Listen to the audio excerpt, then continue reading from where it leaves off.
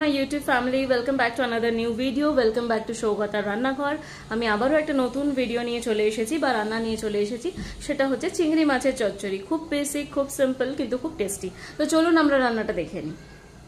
চিংড়ি মাছের মাথার চচ্চড়ি বানাতে আমাদের প্রথমেই লাগছে চিংড়ি মাছের মাথা। আমার কাছে 4টে থেকে 5টা চিংড়ি মাছের মাথা ছিল, সেটা আমি নিয়ে নিয়েছি। লাগছে স্লাইস করা পেঁয়াজ, একটা মিডিয়াম সাইজের পেঁয়াজ, একটা মিডিয়াম সাইজের আলু লম্বা করে কেটে নিয়েছি।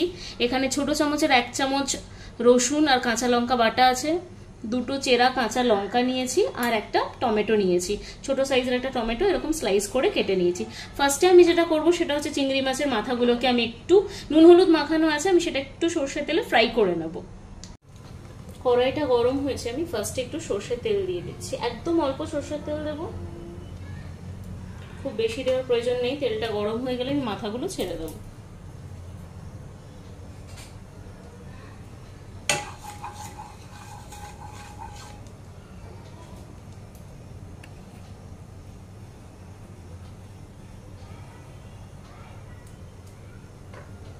এবার আমি চিংড়ি মাছের মাথাগুলো দিয়ে দিচ্ছি। একদম হালকাভাবে ফ্রাই করে উঠিয়ে রাখবো। এটা ভাজা হয়ে গেছে, এটা এবার আমি উঠিয়ে নিচ্ছি।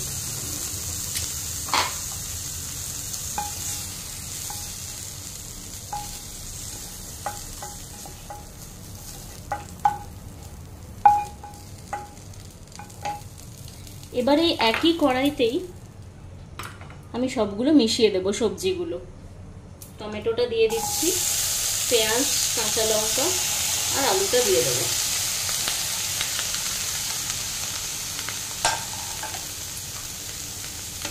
এবার এটা একটু মিক্স করে নিয়ে এটাতেই নুন হলুদ আর অল্প একটু সর্ষের তেল দিয়ে একদম ঢাকা দিয়ে অল্প জল দিয়ে মাখিয়ে রেখে দেবো। বাটি চচ্চড়ি যেরকম হয় ঠিক সেরকম হবে।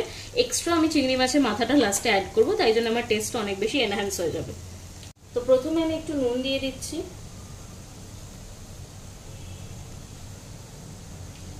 তারপরে আমি একটু হলুদ দেব,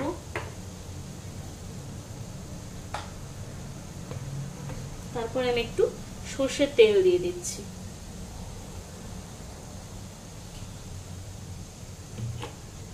এটা আমি ভালো করে মিক্স করে নেব।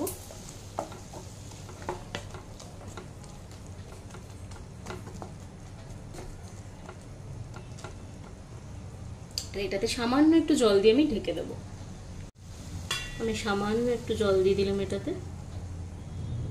এবার এটা একদম ঢেকে রেখে দেবো যতক্ষণ না সেদ্ধ হচ্ছে। সেদ্ধ হওয়ার ঠিক আগের মোমেন্টে আমি চিংড়ি মাছের মাথাগুলো দিয়ে দেবো। এখন থেকে আমি চিংড়ি মাছের মাথাগুলো যদি দিয়ে দিই তাহলে ওটা স্টিফ হয়ে যেতে পারে, তাই আমি ঢাকনা দিয়ে একদম লো ফ্লেমে রাখবো 15 মিনিট মতন। 15 মিনিট আমার হয়ে গেছে। এবার আমি লিডটা সরিয়ে দেখবো আলুগুলো সেদ্ধ হয়েছে কিনা।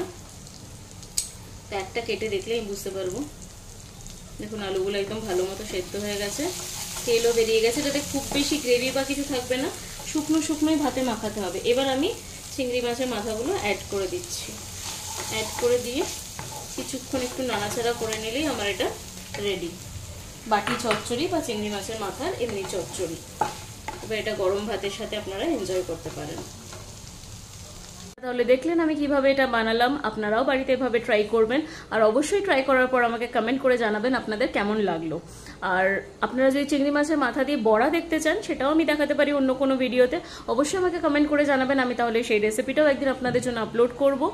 আর সবাই খুব ভালো থাকবেন, সুস্থ থাকবেন, আর অবশ্যই আমার চ্যানেলটাকে লাইক শেয়ার করে দেবেন, আর ফ্রেন্ডসদের রিলেটিভসদের মধ্যে লাইক শেয়ার করবেন, সাবস্ক্রাইব করবেন, আর কমেন্ট করে জানাবেন আপনাদের আরও অন্য কোনো কোয়ারিজ অ্যাপার্ট ফ্রম রান্না থাকলে বা কোনো নতুন রেসিপি দেখতে চাইলে অবশ্যই আমাকে জানাবেন, আমি সেটা দেখানোর চেষ্টা করব। সবাই খুব ভালো থাকবেন, বাই বাই।